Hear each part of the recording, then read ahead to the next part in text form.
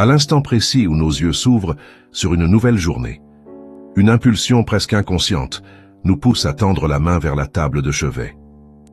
Dans la pénombre de la chambre, un écran s'illumine, projetant une lueur bleutée sur nos visages encore ensommeillés. En quelques secondes, avant même d'avoir posé le pied à terre, notre esprit est assailli par une multitude d'informations disparates. Des nouvelles du monde entier, des notifications de messagerie, des vidéos éphémères et des images soigneusement mises en scène pour susciter l'envie ou la curiosité. Ce rituel moderne, désormais partagé par des milliards d'individus à travers le globe, semble anodin, presque naturel. Pourtant, il marque le début d'une fragmentation quotidienne de notre attention, un morcellement si profond qu'il commence à altérer la structure même de notre pensée.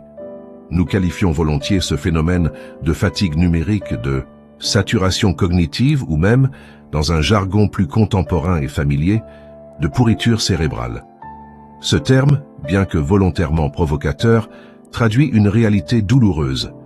Le sentiment que notre cerveau nous échappe, qu'il est colonisé par un flux incessant de stimulations extérieures qui le vident de sa substance. Mais pour comprendre la véritable nature de cette crise, il convient de détacher notre regard de nos écrans et de nous tourner vers l'histoire de la pensée humaine. L'histoire de la pensée occidentale nous montre en effet que la lutte pour la maîtrise de l'attention n'est pas une nouveauté née de la Silicon Valley. Elle constitue, depuis des millénaires, l'une des plus anciennes batailles de l'humanité pour la préservation de son intégrité intellectuelle et spirituelle. Durant la majeure partie de l'histoire humaine, la condition de l'esprit n'était pas considérée comme un simple détail technique ou une question d'efficacité personnelle. Bien au contraire, la qualité de l'attention était perçue comme le pilier central d'une vie bonne et accomplie. Dans l'Antiquité classique et le Moyen Âge, la manière dont un individu gérait son attention n'était pas jugée fortuite. Elle était le reflet direct de sa discipline intérieure, de sa force morale et de son caractère. Les penseurs d'autrefois croyaient fermement qu'il existait un devoir moral d'exercer l'esprit, d'en prendre soin et de le cultiver comme un jardin précieux. À cette époque, le péché de paresse, l'assédia ou la paresse spirituelle, ne s'appliquait pas uniquement à l'inaction physique, mais tout autant à la léthargie de l'intellect. Laisser son esprit vagabonder sans but, l'abandonner à la facilité des pensées superficielles ou refuser l'effort de la réflexion profonde était perçu comme une défaillance de la volonté, une abdication face aux forces de la confusion. Le monde antique avait ainsi bâti des disciplines entières autour de cette conviction profonde, cherchant à armer l'individu contre la dispersion de ses facultés. Aujourd'hui, la situation s'est radicalement inversée. Nous n'avons pas seulement abandonné ces disciplines exigeantes, nous avons construit toute une économie, l'économie de l'attention, dont le but explicite est d'éroder méthodiquement cette capacité de concentration pour en extraire une valeur marchande. Pour saisir la profondeur de ce bouleversement, il faut revenir aux fondations de la philosophie grecque et plus particulièrement aux écrits de Platon. Ce dernier avait parfaitement compris le pouvoir immense de l'attention et l'impact durable que nos pensées exercent sur notre âme. Dans ses dialogues, il utilise une métaphore particulièrement saisissante pour décrire ce phénomène. Il écrit que l'âme est semblable à l'œil. Lorsqu'elle se tourne vers ce que la vérité et l'être est clair, elle perçoit, comprend et rayonne d'intelligence. En revanche, lorsqu'elle se tourne vers le crépuscule des choses qui naissent et périssent, elle n'a plus que des opinions vacillantes. Elle s'émousse et va clignant de l'œil, semblable à un être privé de raison. Cette affirmation platonicienne n'est pas une simple spéculation intellectuelle. Elle est d'ordre métaphysique. Elle postule que notre vie intérieure est dynamique, malléable, et qu'elle est continuellement façonnée par les objets sur lesquels nous choisissons de nous attarder. Pour Platon, comme pour une grande partie de la tradition philosophique qui lui succédera, l'âme humaine n'est pas une entité figée. Elle se colore, se transforme et se structure en fonction de ce qu'elle contemple. Si nous nourrissons notre esprit de vérité durable, de beauté et de pensée complexe, notre être s'élève. Si, au contraire, nous l'exposons continuellement au flux chaotique du sensible et de l'éphémère, notre esprit se fragmente et s'appauvrit. Cette conception platonicienne n'est pas restée confinée au cercle restreint des académies philosophiques.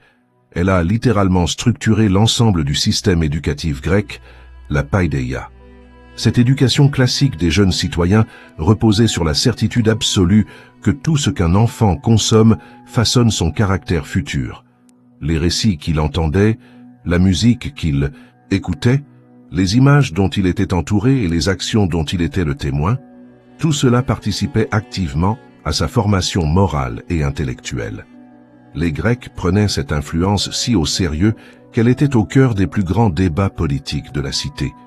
Nous savons, par exemple, grâce à l'apologie de Socrate écrite par Platon, que les accusateurs du célèbre philosophe lui reprochaient précisément de corrompre la jeunesse par ses enseignements, preuve que la transmission des idées était perçue comme une affaire de sécurité spirituelle pour la communauté. Dans la République, Platon va encore plus loin en suggérant d'exclure certains poètes de sa cité idéale.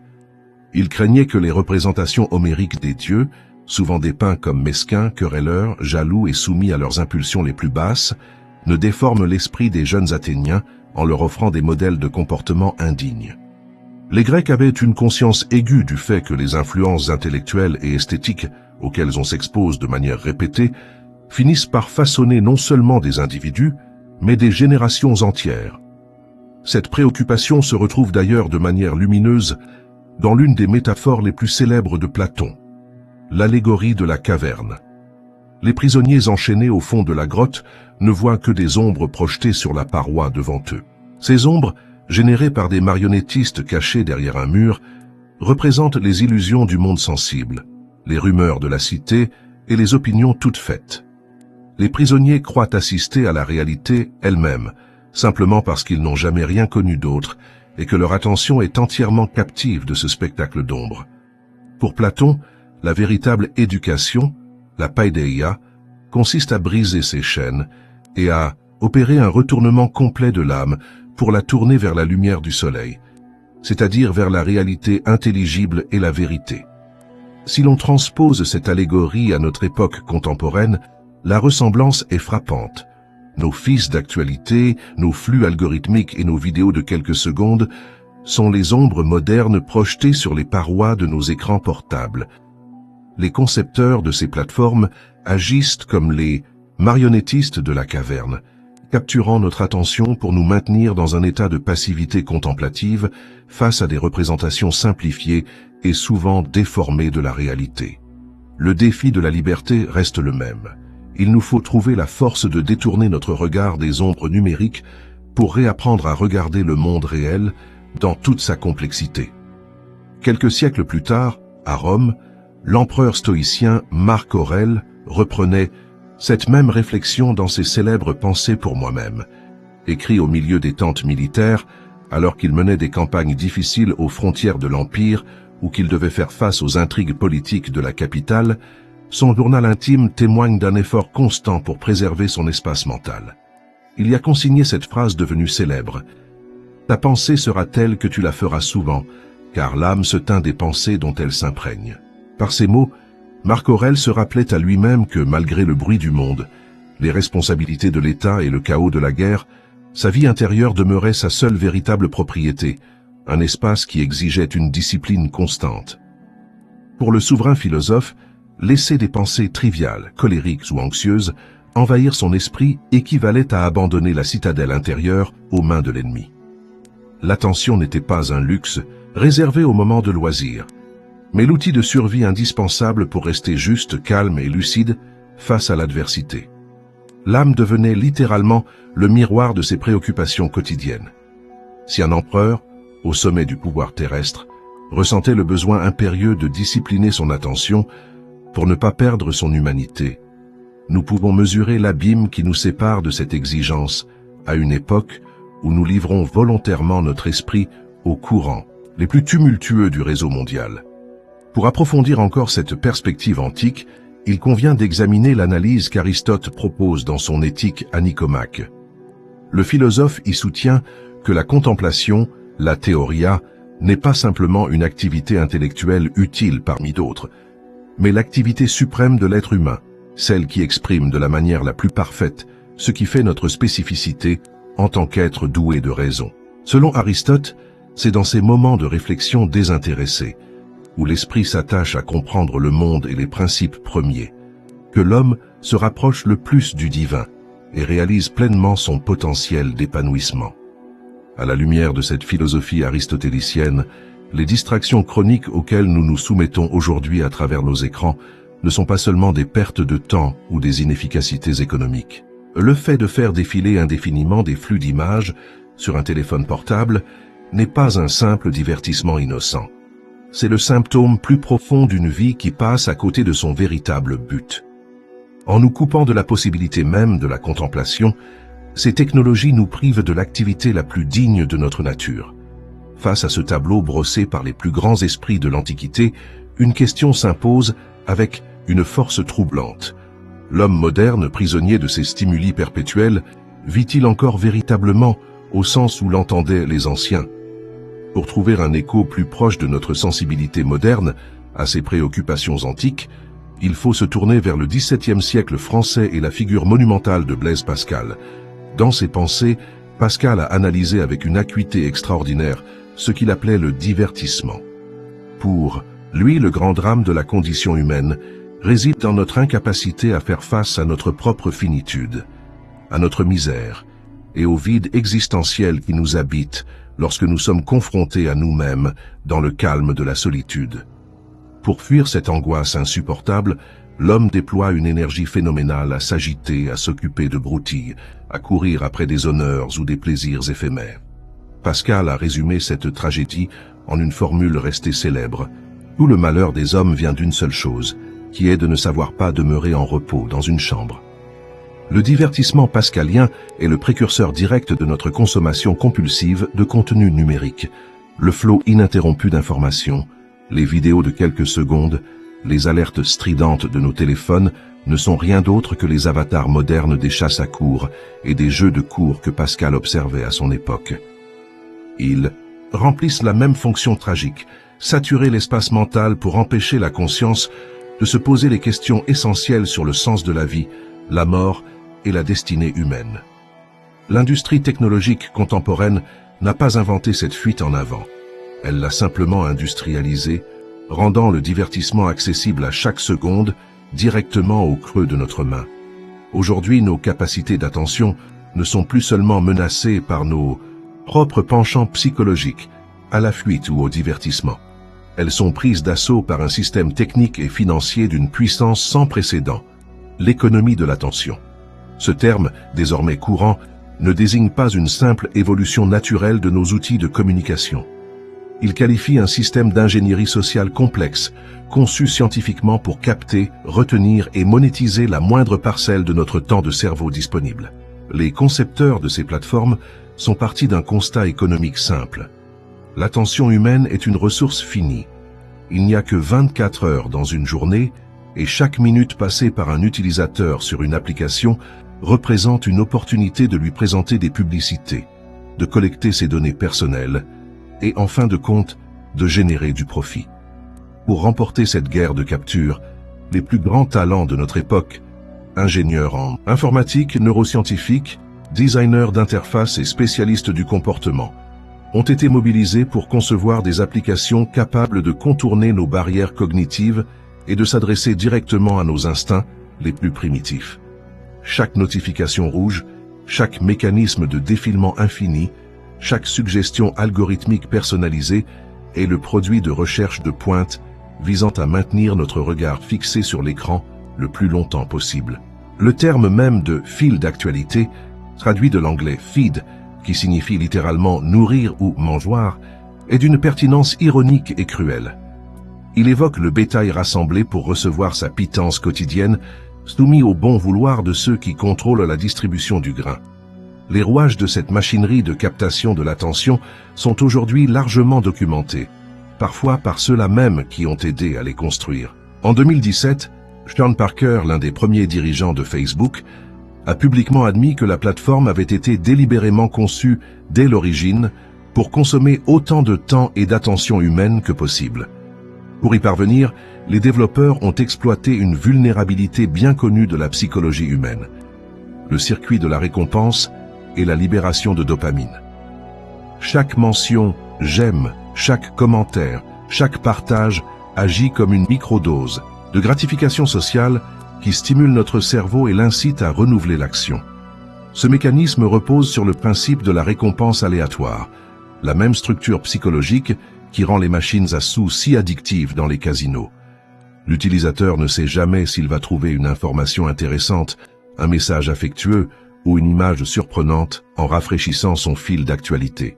C'est précisément cette incertitude qui crée l'obsession et pousse à faire glisser le pouce vers le bas, encore et encore, dans l'espoir de voir apparaître la prochaine récompense. En transformant nos outils de communication en de véritables casinos de poche, les géants du numérique sont parvenus à créer des habitudes comportementales si puissantes qu'elles s'apparentent à de véritables addictions sans substance, dont il est extrêmement difficile de se libérer par la seule force de la volonté. Dans cette quête effrénée d'engagement, les algorithmes qui régissent nos flux d'actualité ne sont pas neutres. Ils ont rapidement appris que toutes les émotions humaines ne se valent pas pour retenir l'attention. Les sentiments de calme, de sérénité, de nuance ou de réflexion profonde incitent rarement au partage rapide ou à la réaction immédiate. À l'inverse, l'indignation, la colère, l'anxiété et la peur sont des leviers d'une efficacité redoutable. Un utilisateur en colère est un utilisateur actif. Il commente, il partage, il débat, et donc il reste sur la plateforme. C'est pourquoi les systèmes de recommandation favorisent de manière systémique les contenus clivants, les polémiques futiles et les discours outranciers au détriment de la complexité et du dialogue constructif. De plus, les interfaces ont été purgées de tout ce qui pourrait s'apparenter à un point d'arrêt naturel. Le défilement infini, l'infinite scroll, a été inventé spécifiquement pour éliminer la friction mentale que représentait le fait de devoir cliquer sur une page suivante ou de devoir recharger manuellement un contenu. Dans un livre physique, la fin d'un chapitre offre un moment de pause, une invitation naturelle à fermer l'ouvrage et à réfléchir à ce que l'on vient de lire. Sur nos écrans, cette transition a été gommée pour maintenir l'utilisateur dans un état de transe cognitive continue, où une information chasse l'autre sans jamais laisser le temps à la réflexion de se poser. Cette accélération frénétique ne se limite pas aux réseaux sociaux. Elle a profondément contaminé l'ensemble de notre paysage médiatique et culturel, y compris les productions destinées aux plus jeunes. Si l'on observe l'évolution du cinéma d'animation ou des programmes pour enfants au cours des dernières décennies, le changement de rythme est saisissant. Les scènes sont de plus en plus courtes, les plans s'enchaînent à une vitesse vertigineuse, et la bande-son est saturée de bruits et de musiques incessantes. Des productions récentes illustrent parfaitement cette tendance. Les séquences narratives dépassent de moins en moins les 3 minutes, s'enchaînant sans transition calme, de peur que le jeune spectateur ne se lasse et ne détourne son regard vers un autre écran. Cette réingénierie médiatique est une réponse directe à la baisse générale du temps d'attention chez les enfants, mais elle contribue également à l'aggraver de manière circulaire. En habituant dès le plus jeune âge les cerveaux en plein développement à un niveau de stimulation sensorielle aussi extrême, nous rendons les activités calmes, comme la lecture d'un livre ou l'observation de la nature, presque impossibles à tolérer pour eux. Le silence et la lenteur deviennent des déserts d'ennui insupportables pour des esprits accoutumés au feu d'artifice permanent du virtuel, créant ainsi des difficultés d'apprentissage majeures à long terme. Les critiques adressées à ces plateformes se concentrent souvent sur le problème du temps perdu ou de la baisse de productivité au travail et à l'école. C'est pourtant passer à côté d'une menace bien plus grave pour l'avenir de l'esprit humain.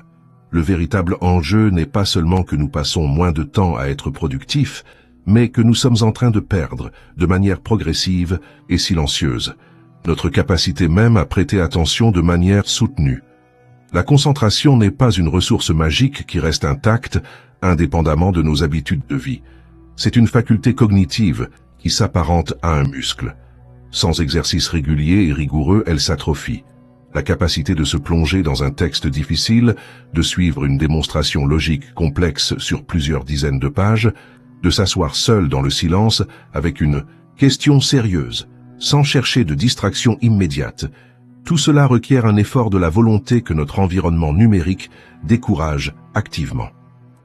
Les générations précédentes avait au moins eu le temps de développer ses structures de pensée et ses habitudes de lecture avant que les technologies numériques n'envahissent leur quotidien.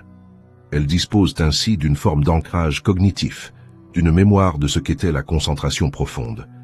Mais nous commençons à peine à entrevoir les conséquences désastreuses d'une éducation où toute une génération grandit sans jamais avoir connu d'alternative à la distraction permanente, sans avoir jamais développé ses compétences fondamentales de l'ère prénumérique. Un esprit entraîné dès l'enfance à attendre une stimulation constante toutes les quelques secondes ne perd pas seulement l'habitude de la contemplation. Il risque à terme d'en perdre la capacité biologique elle-même. Pour mesurer l'étendue de notre déclin attentionnel, il suffit de regarder les exigences intellectuelles des siècles passés. Prenons l'exemple de Thomas d'Aquin, qui a passé plusieurs décennies du XIIIe siècle à rédiger la Somme théologique. Ce monument de la pensée médiévale repose sur une structure d'une rigueur implacable. Pour chaque question posée, l'auteur expose d'abord de manière honnête et exhaustive les arguments de ses contradicteurs, puis présente une thèse opposée, avant de développer sa propre argumentation détaillée et de répondre un par un aux objections initiales. Ce travail de titan présupposait que les lecteurs de l'époque étaient incapables de suivre des raisonnements extrêmement fins et articulés sur de très longues périodes, d'y retourner à plusieurs reprises, de peser chaque mot et d'accepter d'être lentement façonné par la rigueur de la démonstration. Aujourd'hui, imaginez un lecteur moyen capable de s'engager avec une telle persévérance semble relever d'un optimisme presque héroïque, voire d'une utopie pure et simple. Nos esprits, habitués au résumé en quelques lignes, aux présentations visuelles dynamiques et aux formats abrégés, éprouvent une aversion immédiate pour tout ce qui exige de la patience et de la rigueur conceptuelle. Cette exigence intellectuelle n'était pas non plus le monopole des théologiens ou des érudits isolés au sein de leur monastère. Si l'on se penche sur la correspondance privée de grandes figures de la Renaissance et des Lumières, comme Érasme de Rotterdam, Thomas More, Samuel Johnson ou Edmund Burke, on découvre des lettres échangées entre amis qui s'apparentent à de véritables essais philosophiques ou politiques, de plusieurs milliers de mots. Ces hommes s'écrivaient pour débattre d'idées complexes, pour analyser la marche des affaires publiques ou pour explorer des concepts abstraits avec une minutie et une profondeur formidable. Ce style intellectuel d'écriture et de lecture n'a pas disparu en raison d'un déclin biologique mystérieux de l'intelligence humaine, comme s'il existait une loi secrète de notre évolution biologique qui nous condamnerait à devenir moins intelligents de génération en génération. Il a été méthodiquement érodé par un écosystème d'information qui récompense systématiquement la vitesse au détriment de la profondeur. Nous avons construit un environnement où celui qui s'exprime le plus rapidement et le plus bruyamment est entendu, tandis que celui qui prend le temps de peser ses mots, d'intégrer les nuances et d'élaborer une pensée complexe est condamné à l'invisibilité. En punissant la lenteur et en éliminant la complexité, notre société s'appauvrit sur le plan culturel et démocratique, car les questions les plus cruciales de notre existence collective ne peuvent jamais être résolues par des slogans de quelques caractères. Pourtant, il serait erroné de croire que la distraction est une invention du XXIe siècle et que les hommes du passé jouissaient d'une attention parfaite sans éprouver de difficultés. Dès le Ve siècle, le moine Jean Cassien décrivait déjà l'instabilité de l'esprit humain pendant la prière comme l'un des combats les plus ardus de la vie spirituelle. Il racontait comment l'esprit, semblable à une plume emportée par le vent, ne parvenait pas à rester fixé sur un seul objet et se laissait constamment dériver vers des pensées profanes, des souvenirs futiles ou des soucis quotidiens. Les pères du désert avaient même donné un nom à ce phénomène, l'assédia, parfois appelé le démon de midi, qui frappait le moine au milieu de la journée, le rendant incapable de rester dans sa cellule, lui inspirant du dégoût pour son travail spirituel et l'incitant à chercher constamment des distractions ou des visites extérieures. Face à cette fragilité intrinsèque de la conscience humaine, les communautés bénédictines et les courants spirituels de l'Orient chrétien, comme l'hésychasme, ont développé des disciplines extrêmement rigoureuses. Ils avaient compris que le silence intérieur et la paix de l'esprit ne sont pas des états naturels qui s'installent d'eux-mêmes, mais des sommets qui s'atteignent au prix d'une pratique quotidienne, patiente et méthodique. Le drame de notre époque n'est donc pas que nous soyons confrontés à la distraction, c'est une constante de la condition humaine. Notre drame réside dans le fait que nous avons multiplié les sources de distraction de manière exponentielle tout en abandonnant la quasi-totalité des disciplines spirituelles, philosophiques et intellectuelles qui permettaient autrefois d'y faire face et d'entraîner notre esprit à la résistance. À force de baigner dans cet océan de facilité technologique, notre esprit a fini par développer une intolérance profonde à l'effort intellectuel et à la difficulté de la pensée. Nous avons été habitués à ce que tout soit fluide, instantané, intuitif et sans effort. Lire un ouvrage classique comme la Divine Comédie de Dante Alighieri requiert aujourd'hui un effort de concentration qui paraît insurmontable à la majorité d'entre nous. Il faut accepter de ne pas tout comprendre immédiatement, de consulter des notes de bas de page historiques, de s'imprégner d'un style poétique éloigné de notre langage quotidien, de faire travailler activement son imagination et sa logique. Or, notre cerveau, habitué aux gratifications immédiates du virtuel, refuse de s'engager dans cette forme de travail exigeante. Avant même l'apparition massive de l'intelligence artificielle, l'esprit moderne avait déjà été profondément ramolli, préparé à éviter systématiquement l'obstacle pour choisir la voie de la moindre résistance. C'est sur ce terrain déjà largement labouré et fragilisé que l'intelligence artificielle a fait son entrée triomphale dans notre quotidien, se présentant comme la solution ultime à toutes nos difficultés d'apprentissage et de rédaction, alors qu'elle pourrait bien être le coup de grâce porté à notre vie intellectuelle autonome. L'intelligence artificielle n'a pas créé la crise de l'attention que nous traversons, mais elle est arrivée au moment précis où l'esprit humain était le plus vulnérable à ce qu'elle propose, la possibilité d'externaliser la pensée elle-même. Jusqu'à présent, les technologies de l'information nous aidaient à stocker, à transmettre ou à organiser les données de manière plus efficace. Aujourd'hui, les nouveaux outils d'intelligence artificielle générative nous proposent de faire le travail de réflexion, de synthèse et d'écriture à notre place.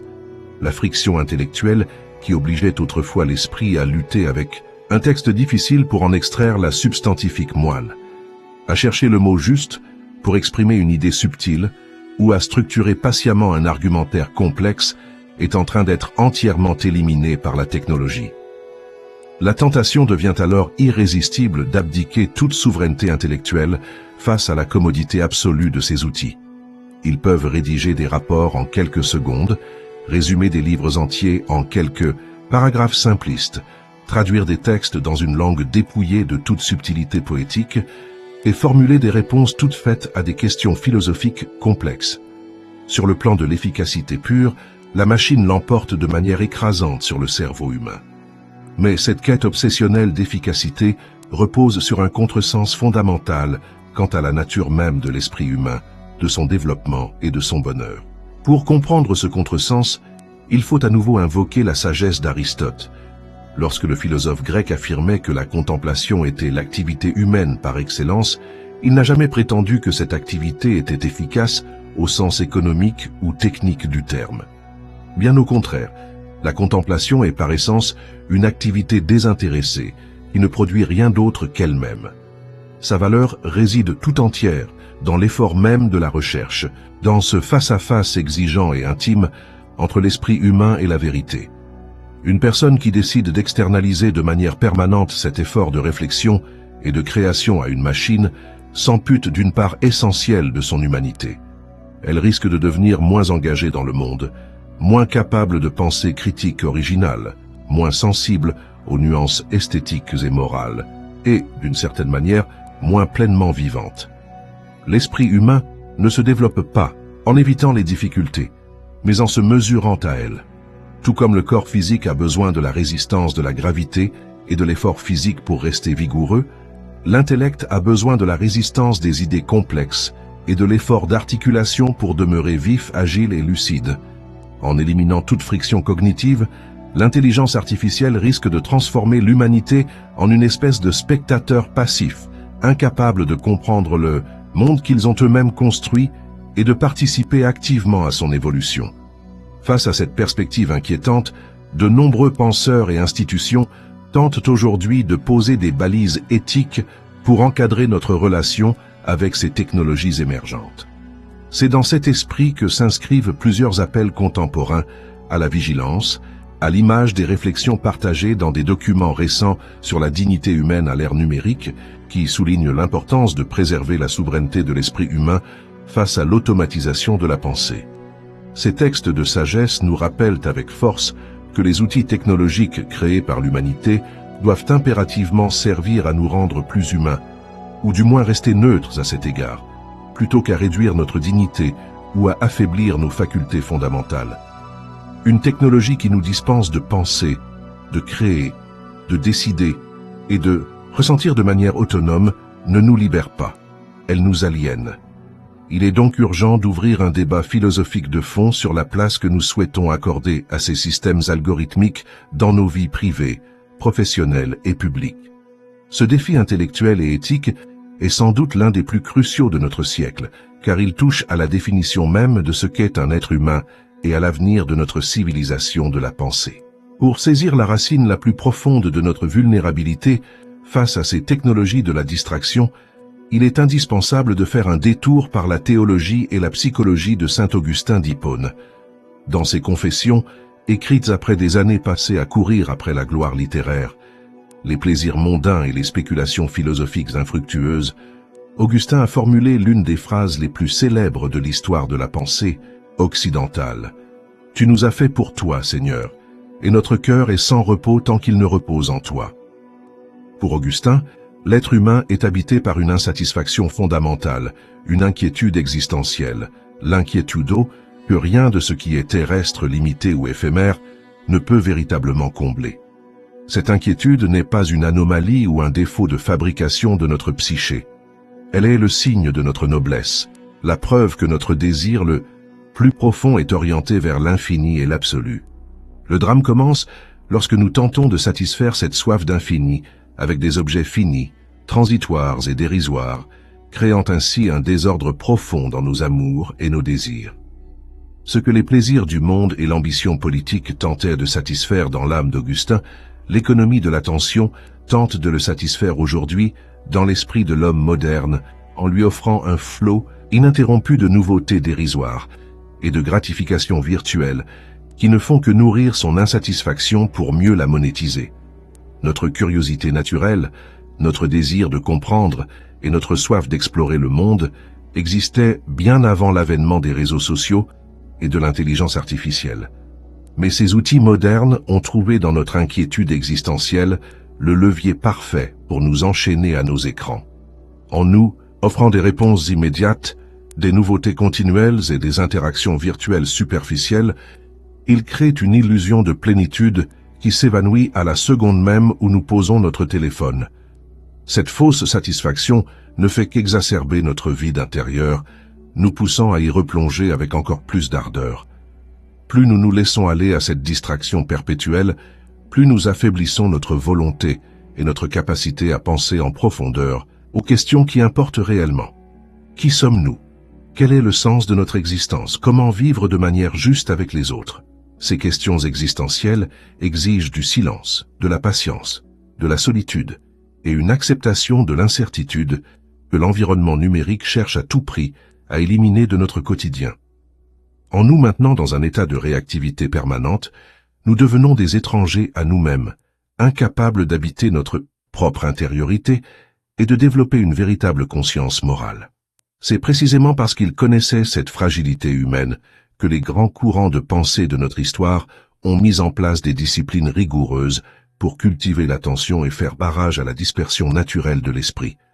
Les stoïciens, par exemple, avaient l'habitude de tenir des journaux intimes et de relire quotidiennement leurs maximes de vie pour s'assurer que leurs principes éthiques demeuraient actifs face aux épreuves de l'existence. Au Moyen-Âge, Benoît de Nursie a structuré la vie monastique autour d'un rythme immuable, alternant la prière, la lecture approfondie, la lectio divina et le travail manuel, car il savait qu'un esprit sans structure dérive inévitablement vers le désœuvrement et l'anxiété. De même, les universités médiévales pratiquaient régulièrement la disputatio, cet exercice de débat public codifié, où les étudiants devaient soutenir et défendre des thèses complexes en respectant des règles de logique extrêmement strictes. Ces traditions n'étaient pas de simples passe-temps intellectuels ou des contraintes arbitraires. Elles constituaient de véritables mesures de défense immunitaire contre l'entropie naturelle d'un esprit indiscipliné. Elles ne visaient pas seulement à rendre l'individu plus intelligent ou plus savant pour le plaisir de la performance, mais parce qu'une attention maîtrisée était considérée comme la condition essentielle d'un caractère noble et d'une vie vertueuse. Face à la puissance technologique qui nous entoure, la solution ne réside pas dans un rejet total de la technologie. Il serait illusoire de vouloir s'exiler du monde moderne ou de nier les services réels que l'informatique et les réseaux peuvent rendre lorsqu'ils sont utilisés comme des instruments de notre liberté. L'enjeu n'est pas d'entrer dans une croisade contre les machines, mais de tracer des frontières claires pour préserver notre souveraineté mentale. Nous ne pouvons pas permettre aux outils numériques de remplacer chaque tâche cognitive difficile, car c'est précisément dans l'effort et la confrontation avec la difficulté que notre esprit se structure, s'élève et acquiert sa propre identité. Si nous déléguons systématiquement la lecture des œuvres complexes à des résumés générés par des machines, si nous refusons de faire l'effort de mémoire sous prétexte que toute l'information est accessible en un clic, si nous renonçons à formuler nos propres arguments avec nos propres mots, nous condamnons notre esprit à une forme de sénescence précoce. Nous devons réapprendre à aimer la résistance intellectuelle, à considérer la difficulté non pas comme un défaut de l'outil, mais comme l'occasion privilégiée d'exercer notre liberté de penser.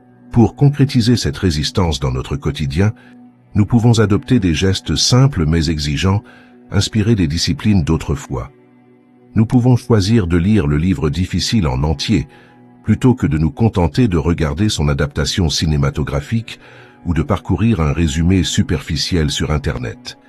Nous pouvons nous imposer de rester silencieux face à une question complexe pendant quelques minutes, de la laisser résonner en nous et de chercher à élaborer notre propre réponse avant de nous précipiter sur un moteur de recherche pour obtenir une vérité prémâchée par d'autres. Nous pouvons tenter d'articuler un raisonnement par écrit, même de manière imparfaite, car le simple fait de devoir ordonner ses pensées, de choisir les mots avec soin et de construire des phrases cohérentes est le meilleur moyen d'aiguiser notre intelligence et de clarifier nos intuitions. Ce travail d'écriture et de réflexion personnelle, bien que plus lent et souvent laborieux, possède une valeur formative irremplaçable que l'automatisation ne pourra jamais reproduire. En choisissant délibérément la voie de l'effort, nous réaffirmons notre statut d'acteur de notre propre vie intellectuelle, plutôt que de simples consommateurs passifs de flux d'informations. L'économie de l'attention a déjà commencé à affaiblir l'une de nos facultés les plus précieuses, qui est le fondement même de toutes les autres, la concentration. Aujourd'hui, l'intelligence artificielle arrive en nous promettant de supprimer presque entièrement la nécessité même de l'effort mental.